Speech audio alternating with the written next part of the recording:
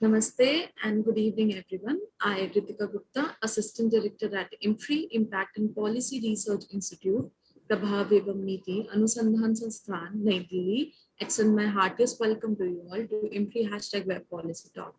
Today we are here for a special talk on enabling micro enterprises for economic growth, entrepreneurship development with government policy interventions in Nepal. This talk is being organized by Counterview, South Asian Studies Center at IMPRI, Counterview, and Center for Development Communication and Studies, Jaipur.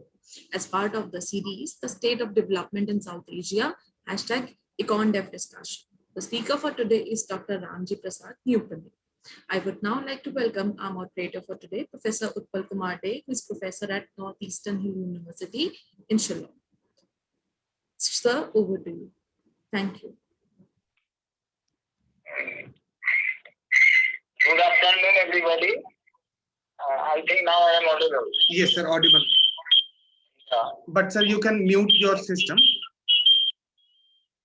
Yeah. Yes. Now it is okay now? Yes.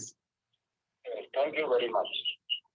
So, today we have assembled here again for a discussion on a very relevant topic in this pandemic situation. The topic is enabling micro enterprises for economic growth, for entrepreneurship development and government policy interventions in Nepal. The talk will be delivered by the eminent speaker, Dr. Ramji Prasad Neupane, who is the National Project Manager of MEDPA and PA, Ministry of Industry, Commerce and Supplies, Government of Nepal. The program, the micro enterprises on which the talk will be delivered today and the discussions will be there.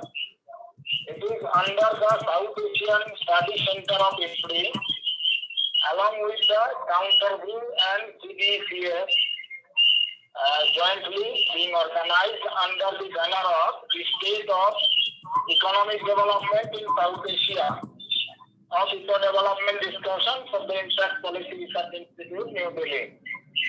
Now, this is a part of the series of discussions on various aspects. Utpal sir. So we had started last year Utpal sir. with the rural development policies, government. Utpal sir, can you hear me? Sir एक बार अपने system में you can please speaker भी बंद कर लेंगे ना तो echo it's coming not mute the speaker of your laptop उसको भी the sound system it must be at right below not in Zoom yes go on please I think yes now it is stopped. Yes, no? please go. Yes, please go.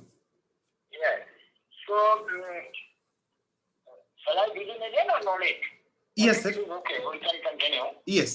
So we have started those discussions with rural development, agricultural development, which are in the foremost important thing under the COVID-19 situation, when all other sectors are not functioning. So all these developing countries in South Asia are much dependent on the agricultural rural activities.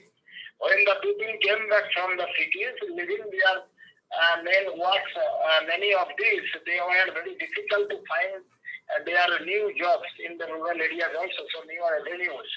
And this pandemic situations, the worst hit were the micro enterprises and the informal sector, basically, most of which are based in Nepal, Bangladesh, India, all these countries here, more than 80 to 90% across these countries, the industrial employment are generated in the informal sectors and the micro enterprises, village enterprises, all this together.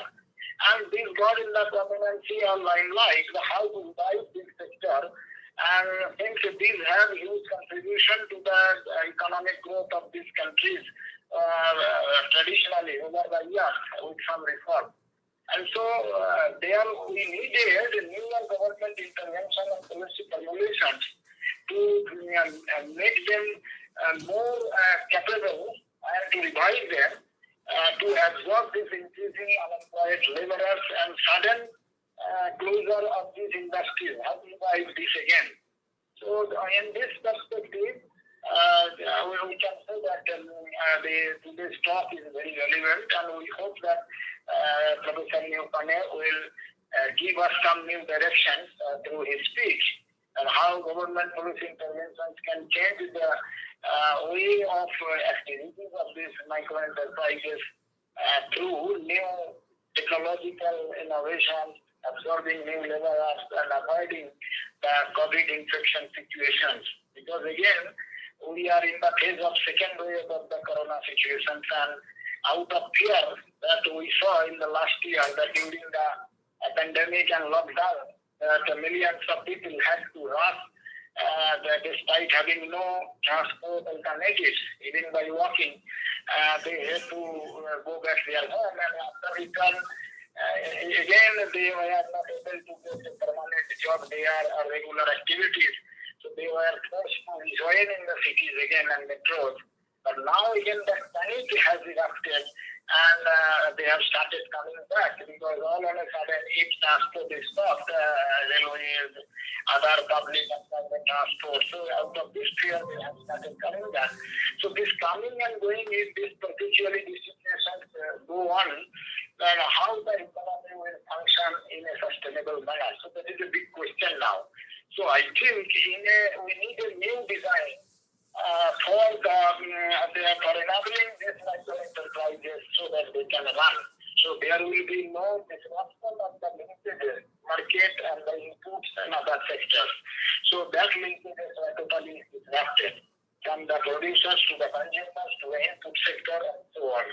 So in that light, we think we will hear from Professor Neupane something new, some new ideas, so that it can continue and government can take up these policies in order to revive not only Nepal, I think that in other countries as well.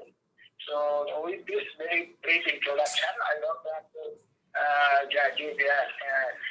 give you much information on Dr. Neupane, because I don't know much of his activities anyway.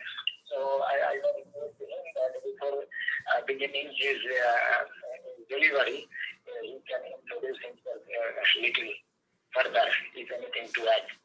So with this, I give this floor to Dr. Ramji. And please, the floor is yours now. Please take it. Dr. Ramji.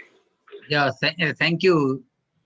Thank you, Professor Utpal. So, good afternoon and namaste to all.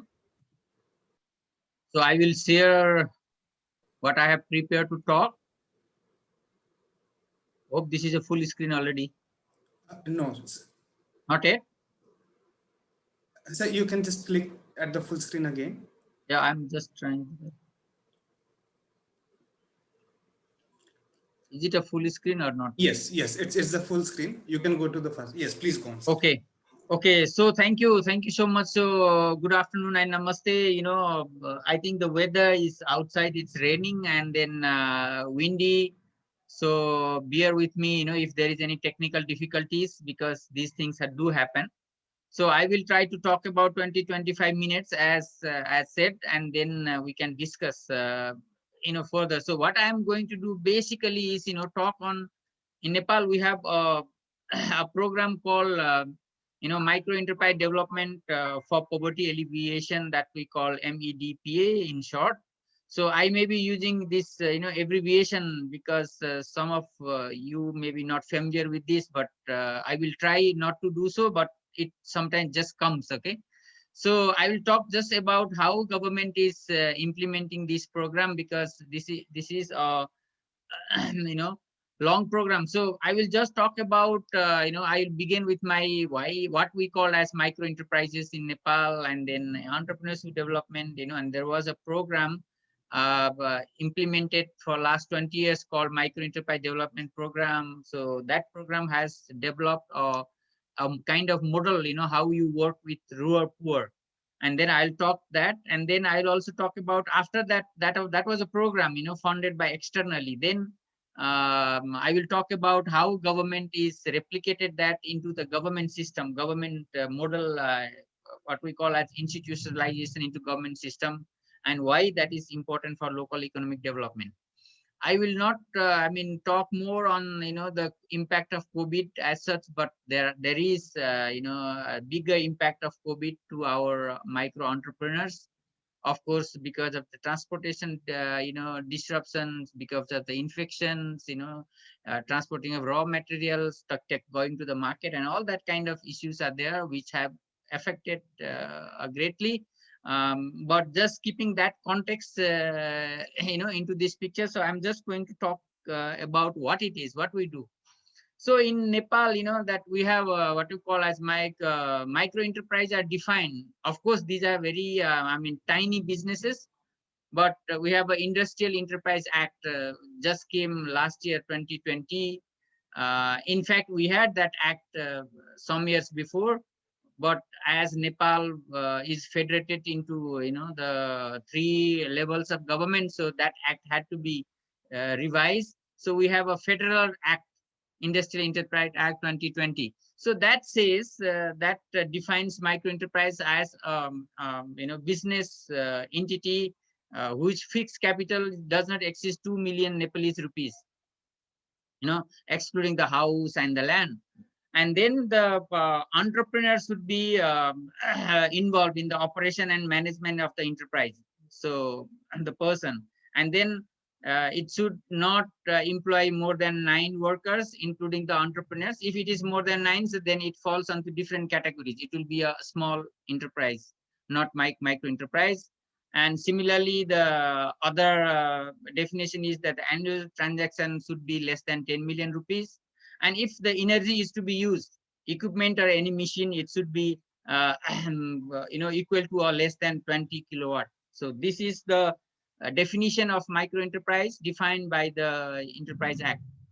So as I said that we had, the micro enterprise as an identity, micro entrepreneurs got identity in the policy in Nepal in 2007 only with the micro enterprise policy, which is later integrated into the industrial policies. And then then we, as I said, that we have this micro enterprise Industrial Enterprise Act 2020, which has a tax exemption policy to micro entrepreneurs. So in that way, we say that it has a conducive, policy environment to micro entrepreneurs. And then we also have this Financial Act, which has a tax exemption policy to micro entrepreneurs. Like for men, it is a 7 years. For women, it is a 10 years. They don't have to pay any taxes. And similarly, as we went into the federal forms of governance, we have a 7 provincial government and then the local government. So there are also provincial Industrial Enterprise Act being, some provinces have already what you call approved, and some are in developing stage because our provincial government are very initial stage because they just came into existence from 2017 only. And we have this Local Government Operation Act 2017 because local government also came into the picture with the federalism in 2015 constitution, but actually they came into existence when we had a first election in 2017. And then we have this, the micro enterprise also reflected in the National Periodic Plan. The current plan is we call 15 Periodic Plan, 1920 to 23, 24. And similarly, the government also have, the separate strategic plan for MEDPA, for micro enterprise development for mobilization. It's a 5-year plan. It was there for 13 to 18. Now, second 5-year plan is being making. And we have this MEDPA operational guidelines to operate the program. And the guideline is also revised in 2020. Similarly, there are also micro enterprise, friendly monetary policies. So the question, when we are working with the poor, when we say, entrepreneurship development with the poor, then for us, we have to answer a few things. Like we have a few things come up. For example, how you select people, how you reach to the target group, because we are targeting certain section of the society. That is, I'll just explain a little later. It's the people living below poverty line. And then if we are talking of poor, can the poor be successful entrepreneurs? There's another question. and then what should be the implementation mechanism to reach to them, to support them. And other, the target group is women. So we target women. So 70% of the beneficiaries should be women, what is written in our guidelines. So if it is that, then can women participate equally as men? And other question is, will micro enterprise that operates informally, because as just the Professor Utpal was saying, it's an informal economy. So will that contribute to national economy? And of course, these products, from women and from people living below poverty line, whether these products and services can compete with the bigger industries or imported products, and will this program be sustained when the program is phased out? Basically, when there is an external assistant and that is phased out, so how can it be, sustain that? So basically, in entrepreneurship development, we are talking about an entrepreneur and enterprise and the entrepreneurship, basically. So this, the entrepreneur, we have to develop entrepreneurs' capacity. So the program focus on activities, to develop entrepreneurship skills in them. When we say entrepreneurship, it's basically the characteristics of the human resource, it's already there in some people. They just come forward and they start business, they think of profit and profit making, but from others it is not there. They don't think of they can do something and earn money, so that has to be acquired. So through training, we impart that knowledge on them, entrepreneurship skills. And of course, the enterprise, that's the physical assets, due to the entrepreneurship skills. So that's what we are talking about, entrepreneurship.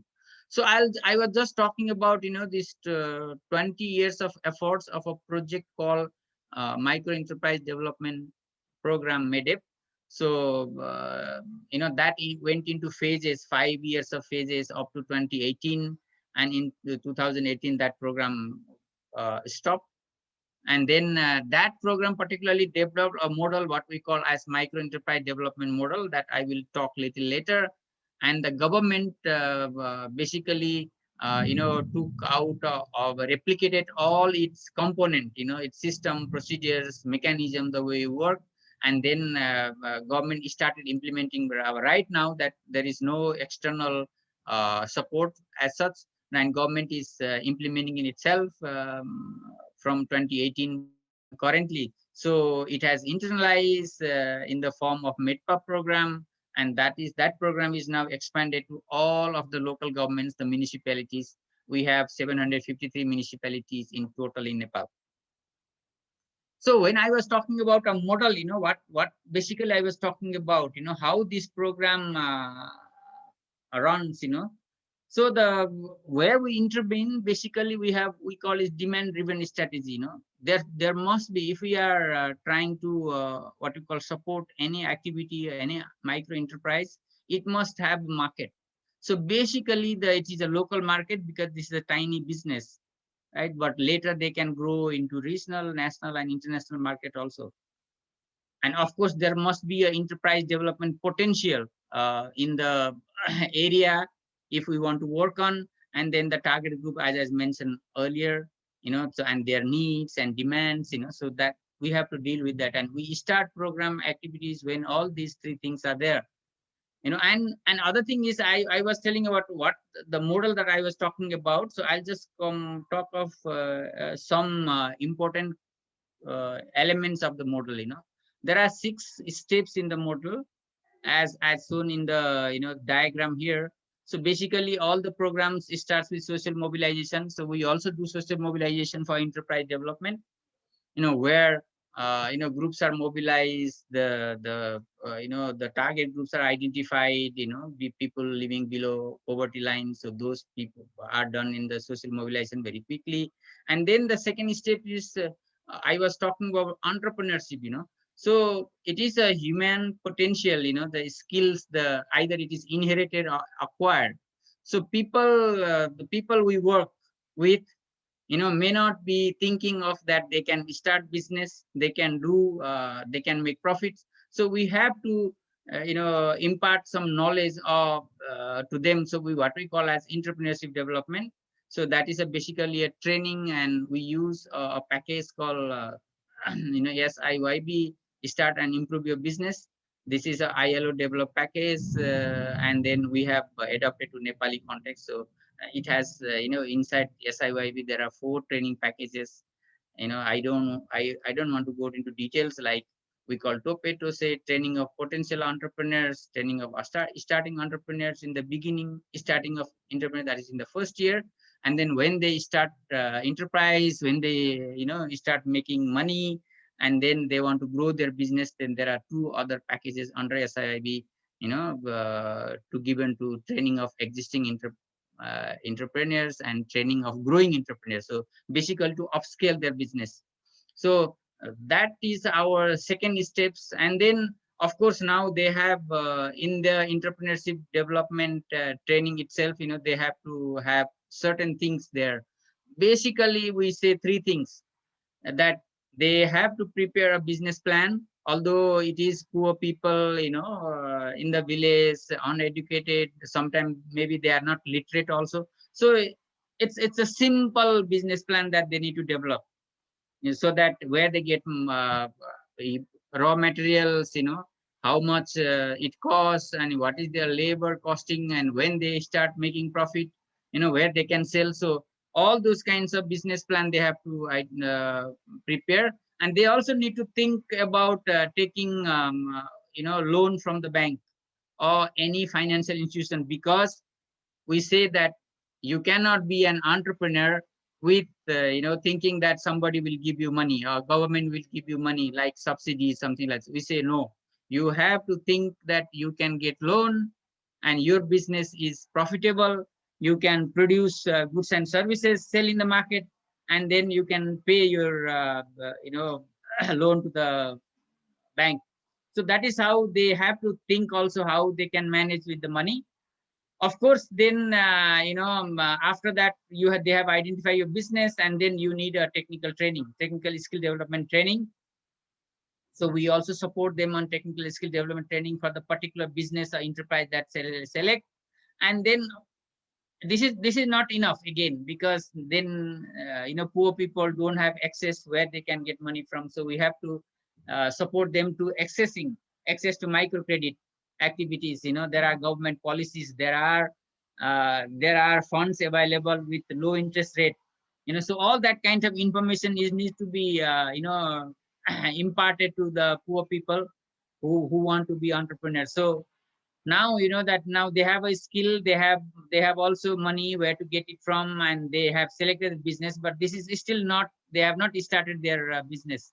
So for that they also need now what we call as appropriate technology, access to appropriate technology. Basically here we mean that anything that machines, equipments, so that they need to start their business. And of course then another bigger thing also, again, once they start producing goods and services, is the marketing. A lot of skills that you need in marketing, and we have to do business counseling with them.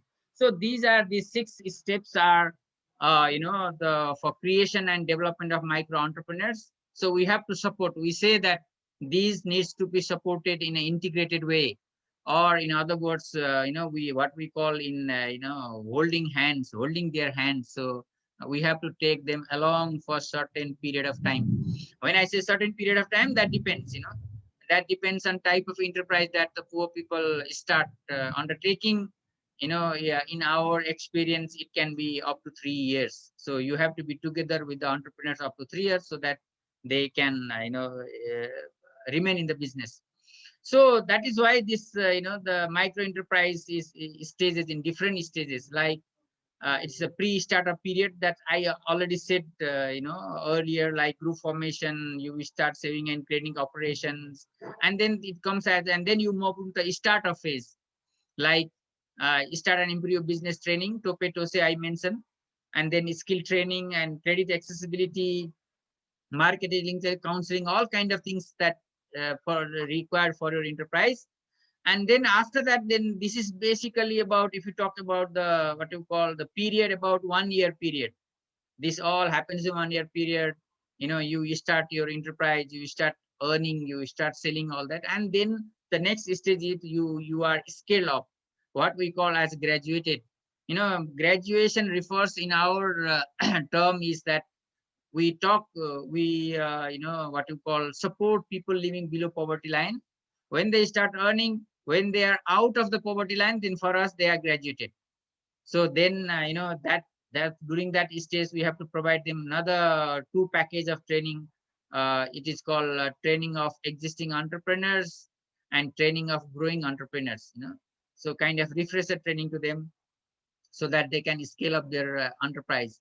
And I was telling you earlier, we have to support them on branding, packaging, we have to show them through exposure visits and marketing linkages with the business organization, business people.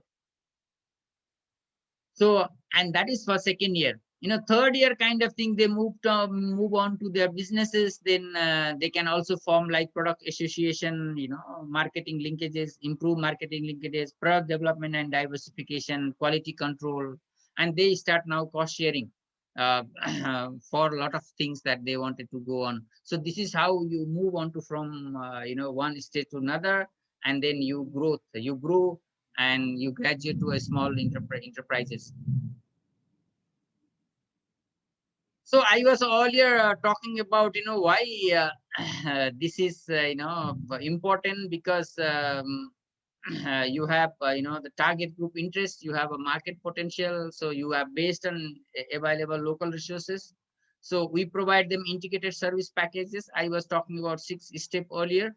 So this is basically job creation rather than people looking for job, right? So in our experience, cost of job creation is also less in case of micro enterprises compared to SMEs. If there are hardcore poor people, even among the poor people living below poverty line, there are what we call as hardcore poor. You cannot get even loan from the bank or financial institution because they think that you are not qualified to get loan. You are so poor. So in that case, we have we support for what we call as a common facility center, a kind of venue, where you have a machine, you have a center where people can learn together, they can produce together, and then that center itself can be a collateral for the bank, so that the bank will give you the loan. And of course, their empowerment, and then you also try to do some import substitutions and export promotion if entrepreneurs are able to grow further. I don't want to go into more detail on this, what we did over this 20 years period, but 172 plus thousand entrepreneurs, micro entrepreneurs were created. 70% of them are women. So Dalits is what we call as scheduled caste in India. So these number of Dalits and then indigenous nationalities. So such a number of micro entrepreneurs were created, and some of them were graduated. And then if we talk of employment generation, because micro entrepreneurs is self-employed, so they will create additional employment. So almost double, additional one more person is employed in the enterprise, micro enterprise. So 344,000, and 44% of those have moved out of poverty. So this is a 2018 figure. And I was saying a common facility center, number of facility centers and cooperatives were created through the program. I know this is creating a problem. Okay, so then I'll talk about, so this is, I talked about a program called Micro Enterprise Development, 20 years. And now the government is, rolling out this program now into all municipalities of Nepal from 2017. And as I said earlier, in 2018, that program phased out, and government is now in control and through its own budget and everything. So that means conditional grant from the federal government to the local government. So the entry point is again the entrepreneurship development, imparting entrepreneurship skills to potential entrepreneurs, micro entrepreneurs, with the objectives of generating employment and poverty alleviations. So basically, strengthening the 3 pillars, what we call as a government, private sector, and micro entrepreneurs association. So strengthening them so that this program is sustained at the local level. I was earlier mentioning about this, the target groups as such, right? So the target group is defined, well-defined target groups. We work with the first, the basic criteria is that they should be, it is the income poverty. People living national poverty line, and within them also hardcore poor. And that is the basic criteria. So among that, those people, so we target youths. So 60% of the beneficiaries should be youth. So youth in Nepal is defined as 16 to 40 years of age group. And then the government has a priority of social inclusion. So 70% of the target group must be women. And then we have also target set for Dalits, indigenous nationality, and other caste and ethnicities. And of course, the people living in different geographical areas. So these are the criteria, with the way for the selecting of target groups for micro enterprise development.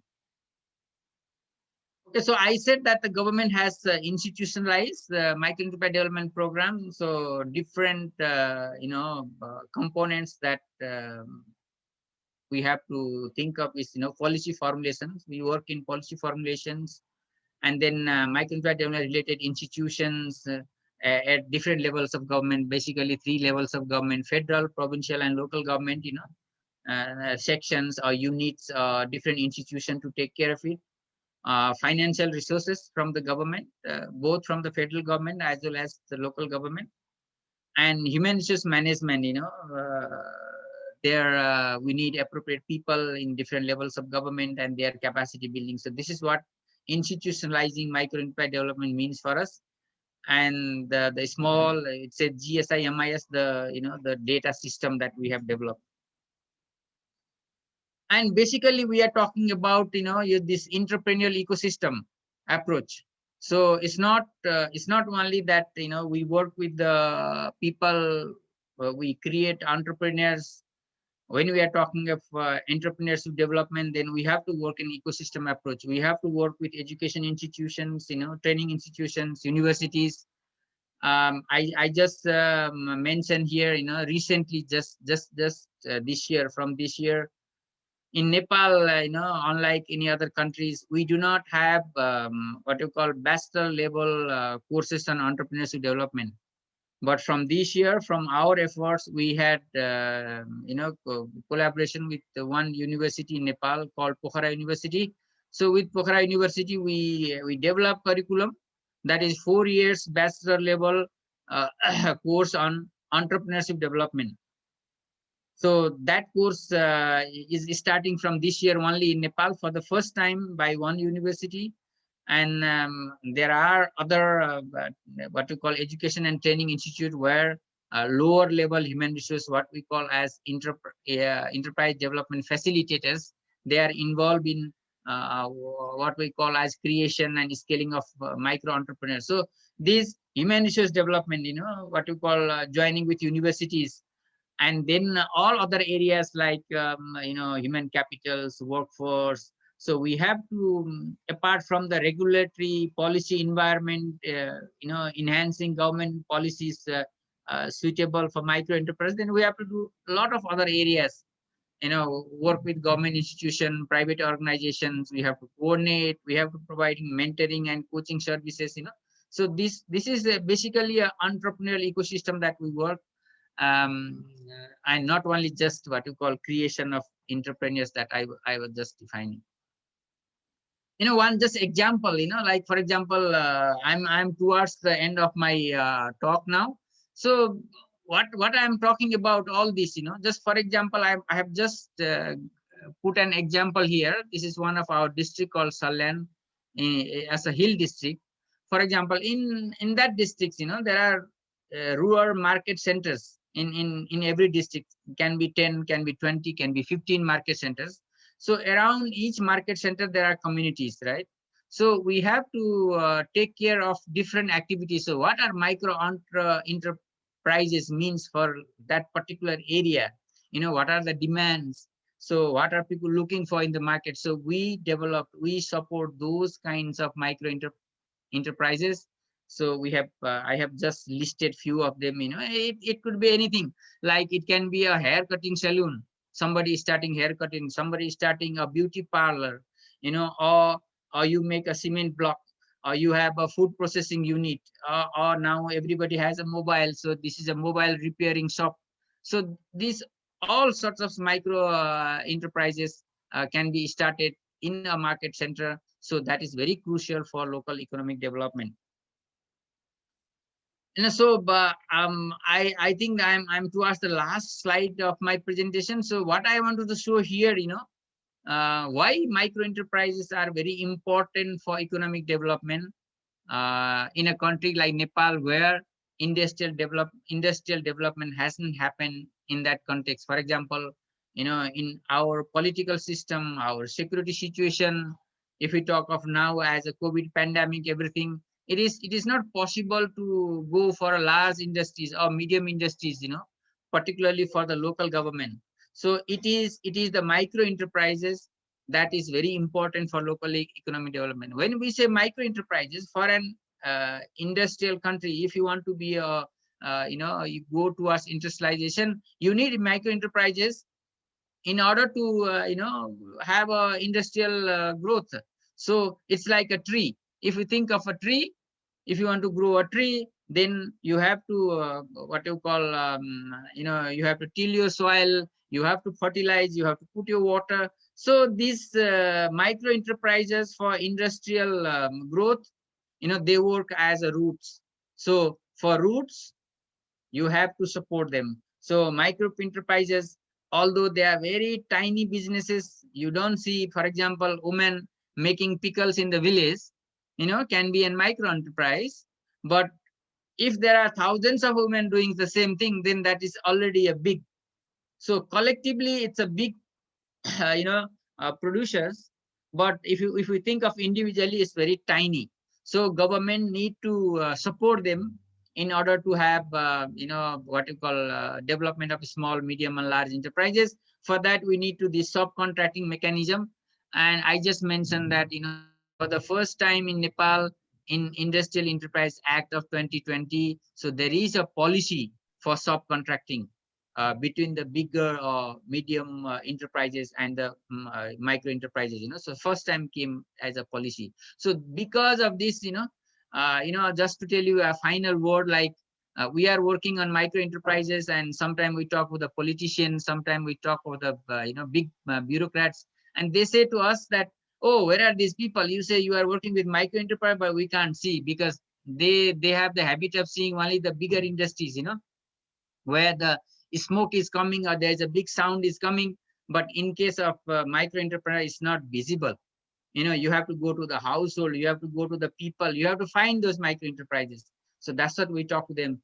Therefore, micro enterprises development is very crucial for local economic development, and thereby industrial growth or promotion of large enterprise in the country.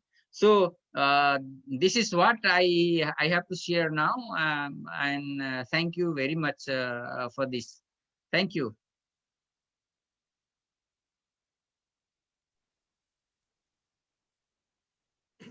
Utpal sir, still not.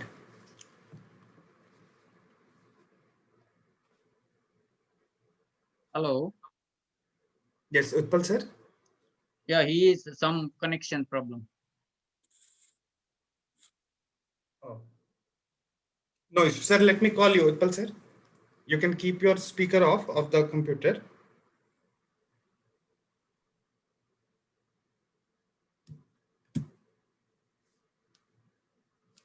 So Arjunji, my time is okay, or I don't know, I took some more time. No, sir, we have some, let Utpal sir also convene. Utpal The sir? number you are calling is no, it's out of network area. Simi, are you there?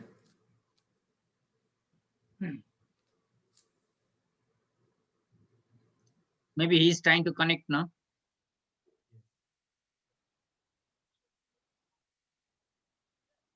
Yes, I sir. think you can hear me. Yes, you go on, sir. So, thanks a lot. I was trying to call you. Anyway, I don't know what happened today. This audio system, our country, we are telling that it became high-tech. And we are also have literate in this respect. Anyway, so thanks a lot to Dr. Neupane.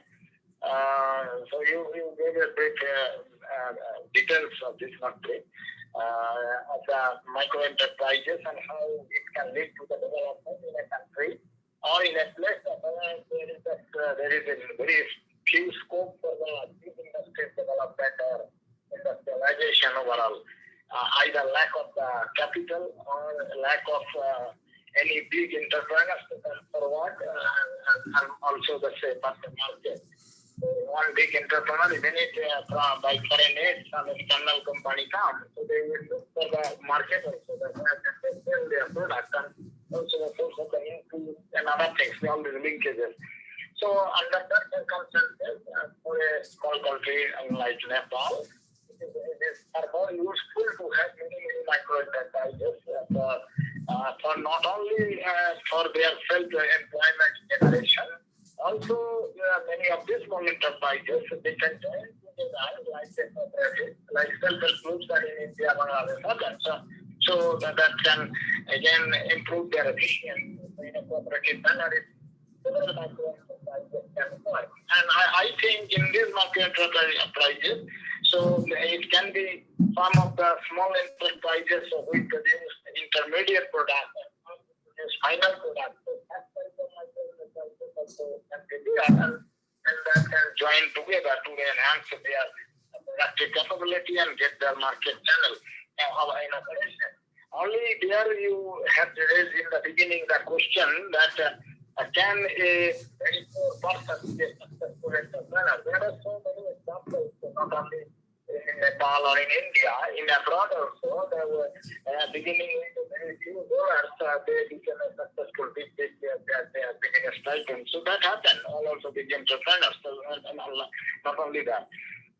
So, and necessarily those examples you have given, most of these micro enterprises,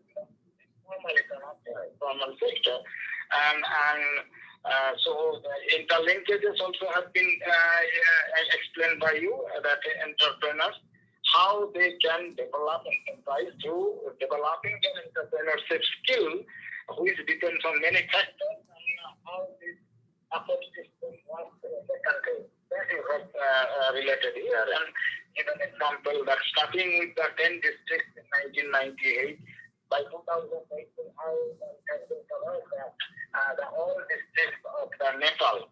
And same the constraints you have mentioned here, that technology, modern technology, that it can operate in a better way, this successful small entrepreneurs, micro enterprises.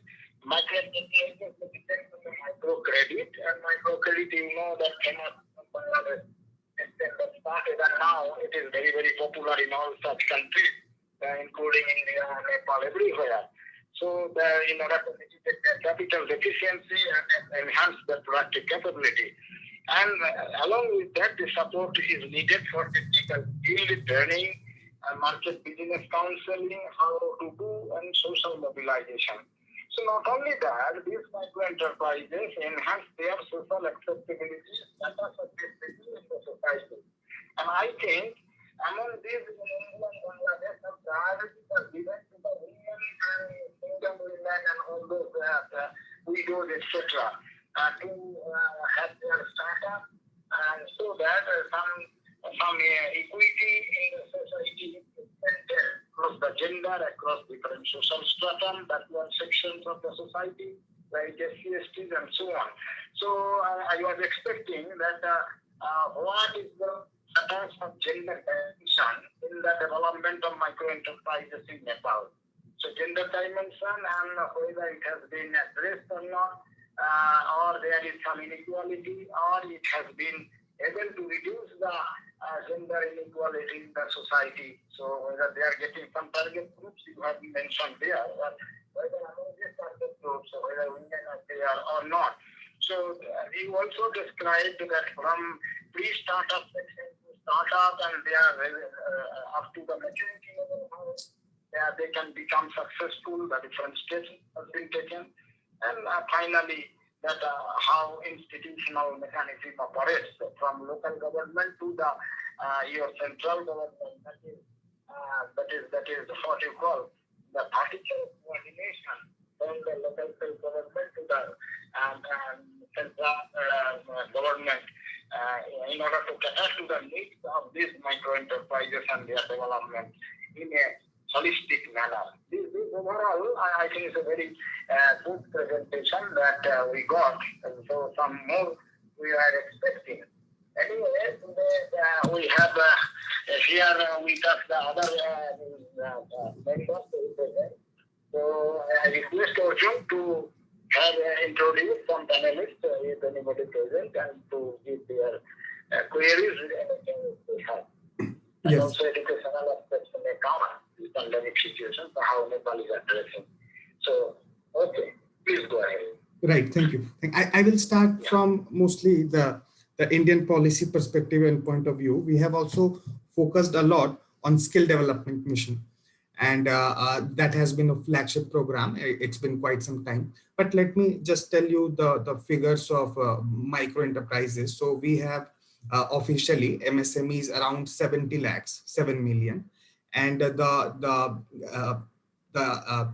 economic census which have, it says that we have over 6 crore enterprises, such enterprises, but registered only 70 lakhs. And then there is also skill development, and we have something called Mudra loans, which gives 50 up to 50,000. It's categorized into 3, and there also this facility. But the hand holding part which you showed there, that is pretty much missing in India.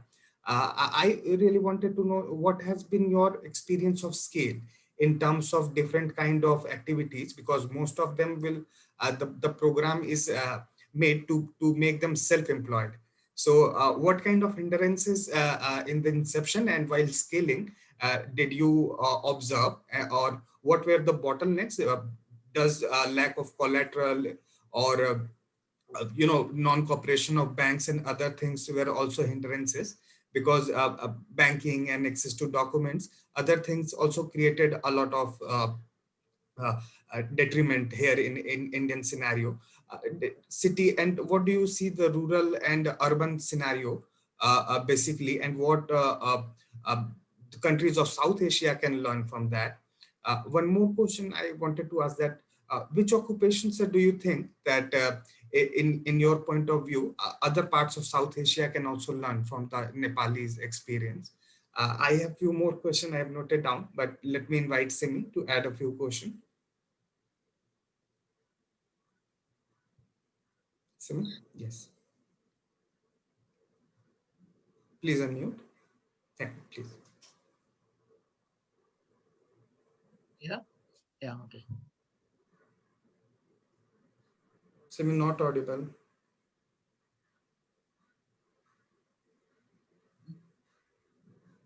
No. Please join again. Okay, let me go to Ramji sir to respond to this, and then we will come back. Ramji Okay. sir. Thank you, Arjunji.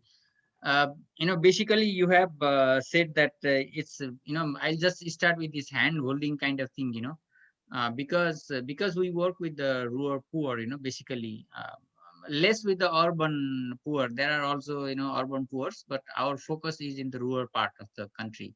So working with the rural poor, it's not only rural poor, because it's with those population who are living below poverty line. The thinking that, they're thinking as actually, they don't think. They normally think like, okay, I can earn as a wage laborer, I can earn some money and make living, but less thinking about what do we call what's wrong. So please Hello. go on. Yes, it's working. Please go on. So yes. okay, so less thinking about that. If I can start an enterprise, I can be a good entrepreneur, I can earn, there are possibilities. So people of that group, normally doesn't think that way. So basically what we have, our experience, that so that entrepreneurial skills, though they have inheritance wise also, but you have to bring it out through a training. So that's what our initial this training of potential entrepreneurs, that's what we do. We expose their quality. We expose them to the market, thinking that you may do this and that so that you can earn money. So that hand holding part becomes very important to work with that section of the society. For example, women, in the village, and then that also need to take for a certain period of time. As I said to you, our experience says that it's 1 to 3 years period of time. If we are together for 3 years, then they are able to continue the business. But if we leave them in between, there are chances that they will relapse. They will just go back to their original position. So because of that, that handholding part is very, very crucial for us. And other thing is like, the skills, self-employment skills, what kind of, intervention do we do? Basically, there are hundreds of things that people can do, and they have started. And our data shows that more than 50% of our entrepreneurs are from agriculture. So that's agro-based enterprise. More or less about 15 to 20% is in forest-based enterprises. So that will say that about 65 to 70% of the entrepreneurs are on agro-based. So we have to focus on that area, because that is, we are what you call agro-based economy. So that's one reason. And other thing that you are talking about, I agree, like, Professor Utpal was also mentioning about this microcredit or access to credit thing. Although it is available, people generally say that banks are there, money is available, there is no problem. If you talk to a banker, or if you talk to somebody involved in micro, finance, they will say that, oh, credit is no problem in Nepal or any other countries. But it has a big problem, because, the micro enterprise do not need a bigger money, bigger volume. They need a tiny, because they are actually, for example, how much they need? They need 50,000 rupees. A bank doesn't want to go to an entrepreneur and give the 50,000, because that is not profitable to them. Operational cost will be high to them. So what they will do, despite government provision, despite policies issue that you have to lend certain amount of money to the rural poor, to the enterprise or micro enterprise sector, that doesn't happen. What bank do is, bank basically pay the punishment, pay some charges to the central bank, and get rid of that. Instead of giving to the, this what you call production or enterprise sector, they just lend to the bigger lenders, in other sectors, in the town or urban areas, and they don't want to go to the people at the rural area. So that's the bigger problem. Even if there is a money, but it cannot reach to the poor people. We face that difficulties. And of course, there is also a collateral issue. So, and then what the difficulties we have faced is that when these micro entrepreneurs, basically when they are micro, small ones, micro entrepreneurs, they can somehow manage in the village. Because we have now, as Professor Utpal was just mentioning, we have this, microcredit, what you call microfinance program in the village, self-help groups, the saving and credit groups, women groups. So they have their own savings, so they can manage from their own savings or from cooperatives in the village. Once they are growing, when they want to scale up a little bit up, then there is a problem. So this middle people, not a micro, not even a bigger ones, but they are there in middle, so they cannot find the suitable institution to support them. For example, if someone need 2 lakhs rupees, 3 lakhs rupees instead of 50,000, then there is a problem. We also find that problem, and collateral issue is there. So what I want to say here is that access to finance, despite a lot of improvements in our countries also, despite a lot of what you call these policy provisions and schemes from the government, that very difficult to reach to poor people or people that we work with, or those people living below poverty line. So as I said, in terms of our working, we work mostly in rural scenario than urban, but there are also urban poor. We have less intervention in the urban areas, but more on rural areas. So other problem, other challenge that we are facing is a technology. Because of technology, because there are no appropriate technology available, then you have people do not know what technology that they need to do, where they can find, where are the traders, where to get it from. And particularly in Nepal, because of the geographical remoteness, there is also geographical difficulties. So actually the information is also not there. So we have to, support them on information. You get these things there, you have to buy it from there. So there are a lot of questions around the technology issue. Even we talk technology, like again appropriate technology. If you are talking about women, then gender friendly, women friendly technologies. So these are the areas, I mean, challenging areas that we are facing, despite what you call innovations, despite technology being available in the market. So this is what I want to mention about your some of the things. Right, right. So one technical point I really wanted to ask, as you said that you see the success of this program when the individual gets out of the poverty line, as you suggested. And so, how do you measure this benchmark? Since poverty line being also, a dynamic thing in India, we have a 35-40 rupees benchmark for per day. Rural urban also differentiate, and UN has $2, $5. So how are you looking into that?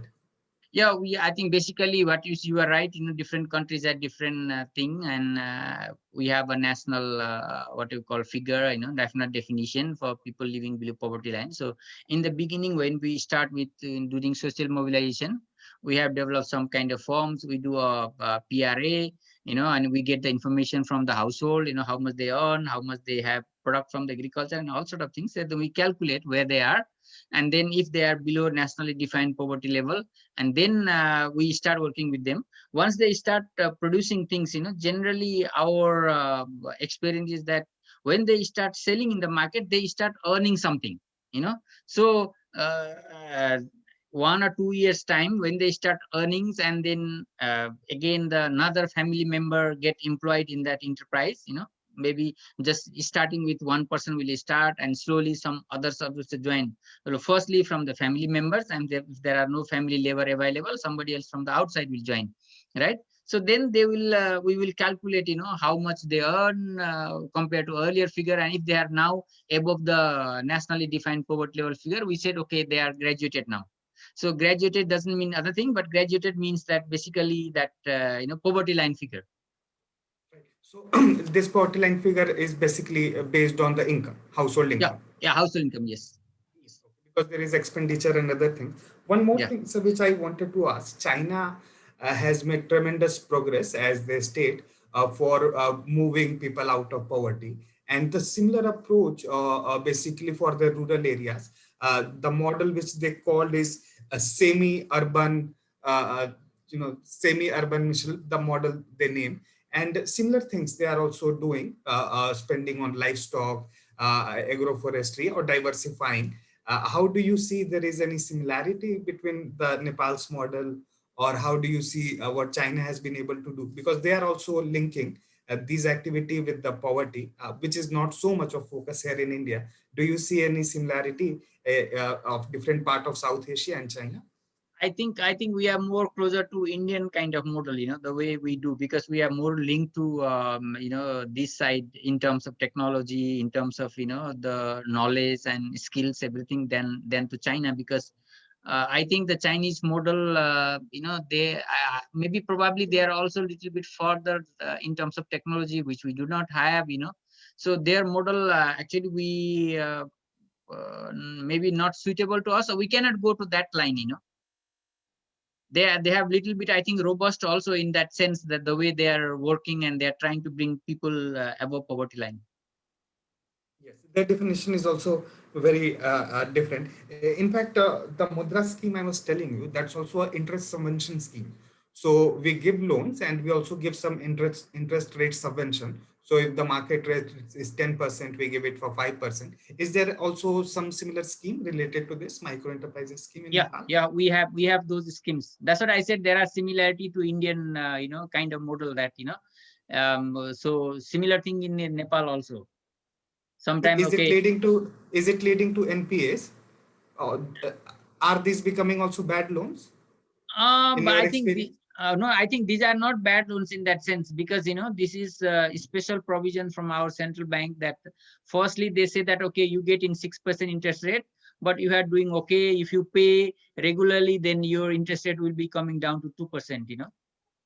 Right. So I you have some Okay, okay. I have some COVID related questions during the this year and previous, but let me invite Simi to ask her question. Simi? Okay. Not working, Simi. Not working, probably something wrong. No. Ma'am, Anyhow. Oh, coming. you can try using earphones once.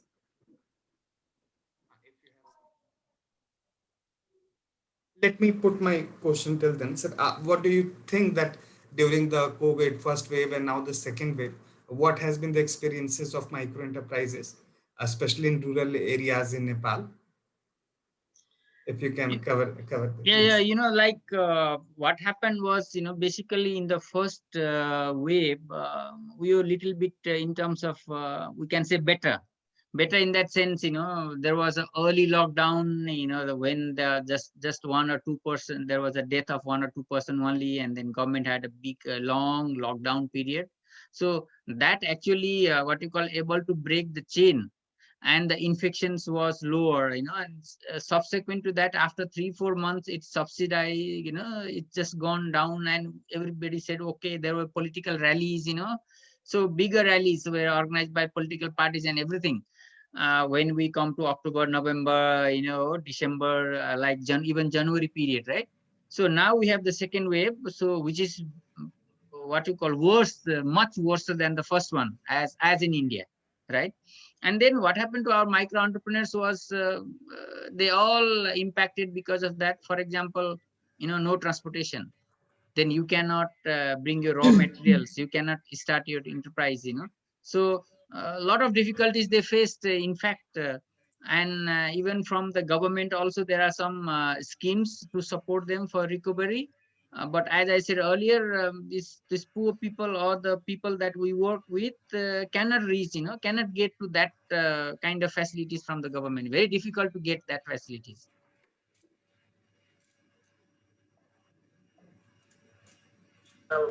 Just a second, Utpal sir, please. Yes, now you can repeat. Yes. So, Professor Neupane, there is a question in the question answer box, that is, what are the steps taken to promote the local goods and how it is linked to the international market, if any, in Nepal? As many of these micro enterprises and local products in India, we see, suppose the handloom products, which are there in many areas, and similarly artisans product, we have seen that there are some market in abroad, and they sell their products in UK, USA, Germany, like that.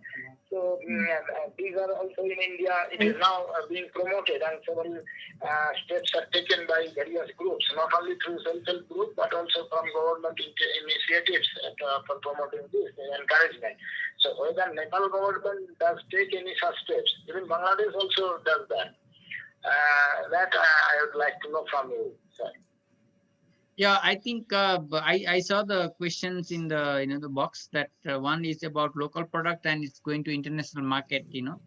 So the problem with micro enterprise, you know, that there's one issue with quality, you know, another issue is the scale, right? So the amount of product that you can prepare and our entrepreneurs are developing, you know, they can supply is a question again, because they are scattered, and there the the volume of production is low, and then people are, and other one is the quality issue, sir. So we need to work on that issue. I can just cite one example. For example, you know, like I think you know this species called Himalayan nettle, right?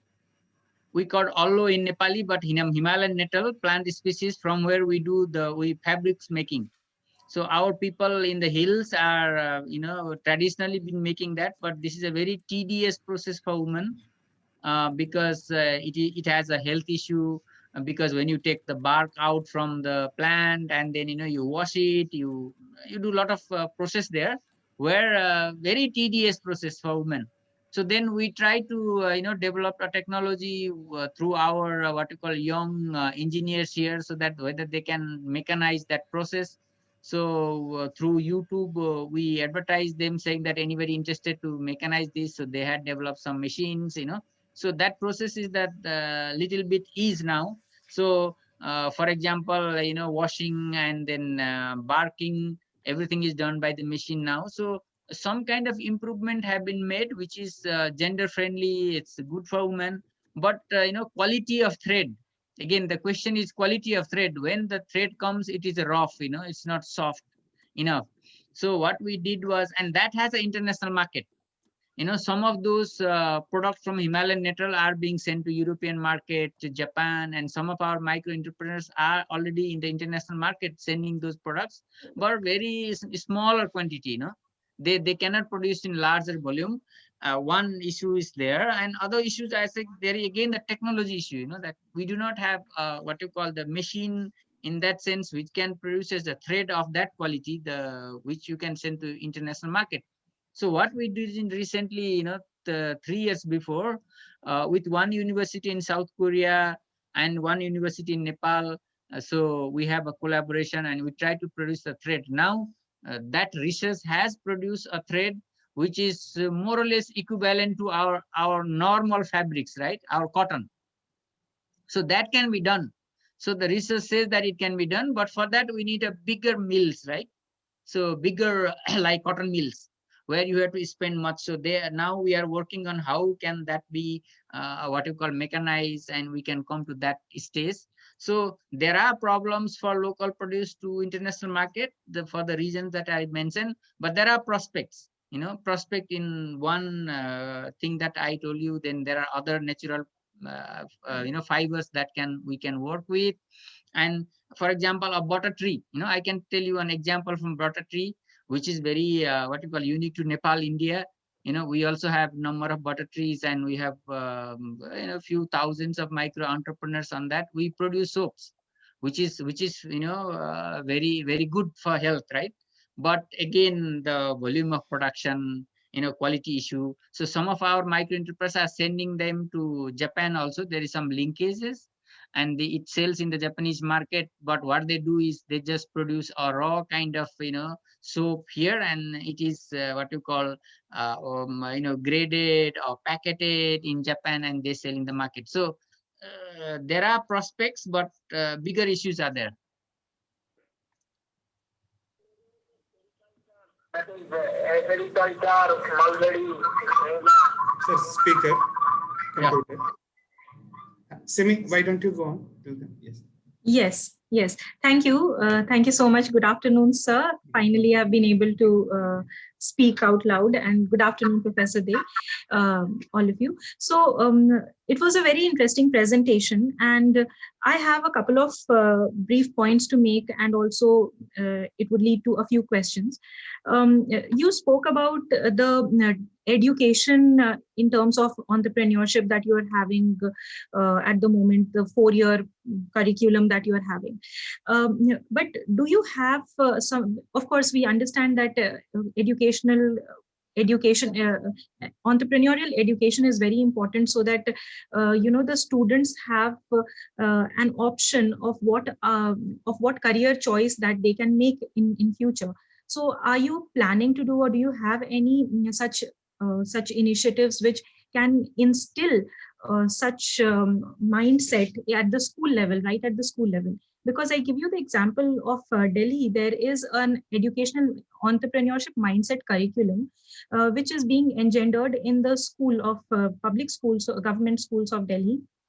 And they have mentors and even investors for the senior students, who can make small investments, and they're also focusing on women and girls. So we have seen over the past few years, it's not an old program. Over the past few years, we have seen that these students are coming out of school, and it's not just that some want to become doctor or engineers, but they are having diversity of choices of careers.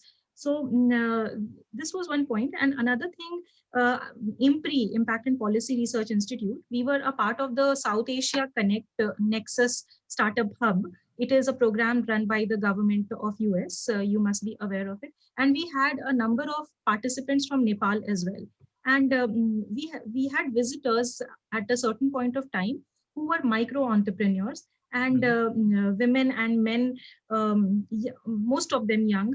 And they were they were mentored by people from by country representatives from Nepal and also from those here in India and US. And uh, they experienced a substantial increase in their earnings, overall profits. And if you are at the government level, are you partnering with such startup hubs which spans the region? If you could tell us. And also I would also like to know that of course you said that the problem of scale is there. If the local entrepreneurs, micro entrepreneurs, they want to be connected to the international market at all. So are you also providing some sort of motivation, some sort of formal investments by bringing in international agencies, or soliciting support from the World Bank, ADB, and other international institutions, which can provide the requisite, which could bridge the requisite gaps in terms of your machinery, your plants, etc., and so that it becomes a larger or expansive project. But of course, it just depends whether the person, the entrepreneur, really wants to expand or scale from the micro entrepreneurship to the next level. So have you evaluated the progress, the challenges of the government efforts that you are undertaking in terms of enhancement, how it has impacted the standard of living, how it has impacted the food and nutrition, how has it closed the gender gaps, etc. And also last point that I would like to make is in terms of commercialization. When we were at Nexus Startup Hub, we were taught about the commercialization of our businesses. So is there any effort from the government in your country, Nepal, to ensure that these are commercialized at the best possible market prices, so that it is an incentive on the one hand, and also it enables them to perform much better? Yeah, that was my thank you. Thank you so much. Okay, thank you. So let me start with your first kind of thing on education, right? I was talking about, because when we are talking about entrepreneurship development, we need to work on like an ecosystem kind of approach, no? So what I was mentioning, that in Nepal, basically in the past, people didn't think much about human resource for entrepreneurship development, So as a result of, when you are talking about school level education, we are now talking to the politician, we are now talking to the people that this needs to go to the school level education also, because because we need to change the mindset, from there, shape our young generation from there itself, but it is not there in Nepal, so that part is lacking. And then what came up is like this middle kind of human resource, those who are able to work with the entrepreneurs, create them, support them, the model that I was earlier talking about, work on that. So that we started with what we have, the Center for Vocational Education and Training, we call it CTVT in Nepal, so Vocational Training Institute, right? So through there we work with them, supported to develop the curriculum for that kind of human resource we call enterprise development facilitator. It's a grassroots level human resource that works on enterprise development.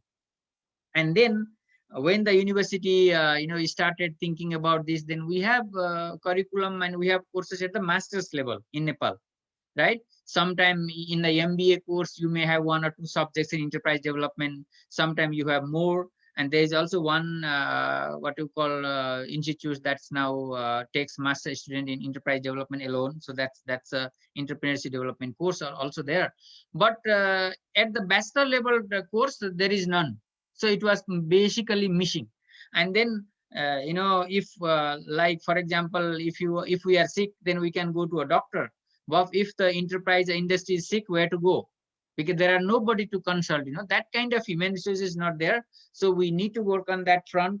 So I agree with you. So we need mentors, we need people to help enterprise at the community level, at the local government level. So that kind of human resources is not there. That's what we have started. We have supported a university to start a course on entrepreneurship development. That's a 4-year bachelor course. But again, since we are working as a what you call professional and working with the entrepreneurs, our aim has to be as you said, given a choices, so diversity of choices to the students. Either they can pursue their higher education, but we feel that, so we have designed a course in such a way that first year and second year they do their normal courses in the university, entrepreneurship development courses, but end of the second year they have to develop their own business plan, right? And then from third year onwards they have to start working on their own enterprise while they are at the students. So our idea is that when they are graduated, at the end of the fourth year, some of them will really think that, okay, I will be an entrepreneur. I'll start a business rather than, look for government jobs or jobs outside. So idea is to that they become a job creator than job seeker. So that is with that mind, we have developed that course, and that just started from this year. So we do not know, only 40 students are now, taking the classes, just started for the first year.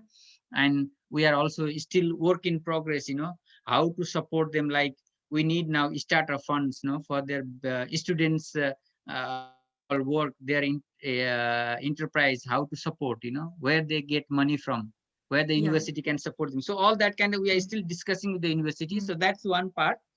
And other part was that you are talking about, this startup, everything, and in the international markets, whether there is, bigger agencies playing. World Bank, you are right that World Bank is now has also stepped into the entrepreneurship development. They have a now bigger project they are now planning. When I say bigger project, more than $100 million or so. So they are also thinking to come into this area. Slowly the entrepreneurship development is now growing, because first, as I said, this the program I call Micro Enterprise Development Program started in 1998, is the first one, a real program in terms of entrepreneurship development in Nepal, which did this lot of these works. But slowly other agencies are coming in, and that we hope that this World Bank program will have substantial work, because this is a bigger one. They are working with the, basically not with the Ministry of Industry, but this Ministry of Agriculture. So it will be focused on agro enterprise, that kind of thing. In terms of commercializing business, now at this ministry, the Ministry of Industry, Commerce and Supplies, now there is a discussion going on, because this ministry worked with the micro enterprise for a number of years, 20 years or so. So this is a time to grow. So the government really now focus on those who are interested. You raise a very important point, that all the micro enterprises are not interested to grow. They are not at all interested. They just earn some money. It's all for them. But the idea, the discussion at the ministry is that now we need to go onto the growth potential micro entrepreneurs to small enterprise. Government need to support. So we are developing support mechanisms. And then here currently we are working on the guidelines. So government is coming out with a guideline for this business growth, commercialization of the micro entrepreneurs. And that is again very initial discussion are going on, and Ministry of Finance is also interested to provide a support to that. So that will be another milestone in micro enterprise development Nepal, commercializing the existing business also. So that's what I can say to you, but very primitive stage. Right. At least there is a movement, and that is very encouraging. There is a movement. Yes, you are right. Yeah. Thank you so much. Yeah. Yes. Back to you, Dr. Arjun. Yes, thank you. We Utpal sir also want to make some comments. Just a second, sir. Utpal sir. At this present juncture, where big industries are facing problem from the production side under this COVID situation of the scarcity of labor, and simultaneously many people are finding it very difficult to get job in those industries. So for them, it is, I think, very good for their survival to have their own micro enterprises. And I think for their survival, whether they can grow to a particular, beyond a particular limit or not, but at least to a sustainable level where they can maintain. I think that is possible. And apart from the diversity, what I can say, that many of the micro enterprises who produce some goods is used as an intermediate product for many other micro enterprises. I think that is also another alternative option to have a sustainability option for that of this type of enterprises. And capital, as a question that Arjun was asking about that whether it will enhance the NPS if the bank comes forward and give loan. And also Dr. Neupane was saying that if a small amount of loan is given, then operational cost will be more, because return for the bank will be very small in comparison to that. And that can be overcome, what I think, if suppose a number of enterprises, like some self-help group similar type, so they jointly ask for some loan or capital support. So then it will be a bigger capital, but joint sponsorship can be given, some sort of similar to the self-help group. And then if there is a deficiency or some lacuna in one of these micro enterprises, others can come forward and support, so that sustainably they can manage the flow. And one in a linkage type of support they can operate. That is also another option, because many of these are operated in the rural and other very suburb areas, you can say. So that type of regional coordinations can also come. So the marketing will not be a problem. I think we have enough. And very good, because it was very hurriedly we did only yesterday to finalize, so we could not contact many potential very good ISI 2-3 industrial economists was there. IIM also in Calcutta and Ahmedabad, they were there. It was not possible for us to manage all this analysts. It could be a much more livelihood, industrial economists and microeconomics, microfinance experts are there also. So in future, we think we can do another such type of program, and you know that under this pandemic, this particular situation of what we are going through in India, especially. So amidst that, we can say that it is a successful program still, and in future we can come forward. Also, just along with this, few number of states election is completing by today evening. So people will be eyeing in the TV also, because it has very much link with the entrepreneurial situations of the states also. In Tamil Nadu, some enterprises are there, West Bengal is another. So they are prospect will be dependent on the political scenario simultaneously, because their policy conducts a lot. Yeah. So they are looking forward with that it will be good for the future. And very soon we will work on the second phase also. And again, our industrial activities, agricultural and other business activities will be on a smooth path. So with this, I request Arjun to sum up. Right. Or yes, Dr. Ramji, if you like to have any parting or final words. Yeah, Dr. Arjun, thank you. I think in a final word, I just what you call compliment to what Professor Utpal just said.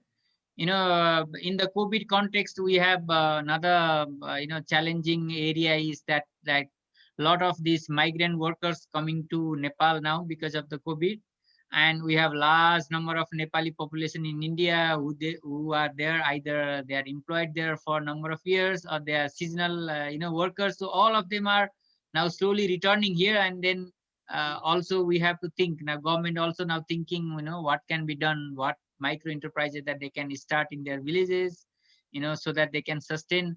Of course, some of them in the first wave they came and they went back again.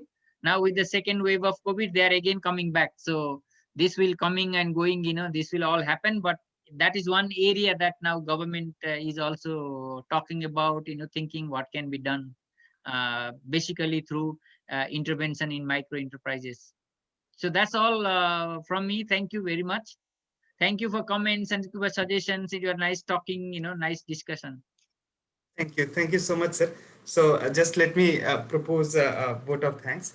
So thank you very much, everyone. And on behalf of IMPRI South Asian Studies Center, Counterview and Center for Development Communication and Studies, we thank our speaker for today, for Dr. Ramji Prasad Neupane, sir, joining us from Nepal on giving us a lecture on the topic, enabling micro enterprises for economic growth, entrepreneurship development with government policy interventions in Nepal. We are so much thankful to you, sir, for enlightening us on this very important topic. South Asia being mostly rural and which is urbanizing, it is very important that we focus on these aspects, because a lot of migration and other things, as we were also discussing, that is happening. And in this decade, it is very important to push people out of poverty for overall health, hygiene, safety, security, and everything. So thank you very much, sir. And thank you, Professor Utpal Kumar Dey, sir, for moderating and chairing this session. Some technical glitch, but in Shillong all the time there is rain, so it keeps on happening always. So it's really Northeastern Hill University, so you are on hill. So thank you also, Semi, and all the participants for joining us today and gaining from the insights of Dr. Ramji, sir. Thank you once again, and have a nice day. Thank you. Thank you, sir. It was very nice. Thank you. Thank you. Bye.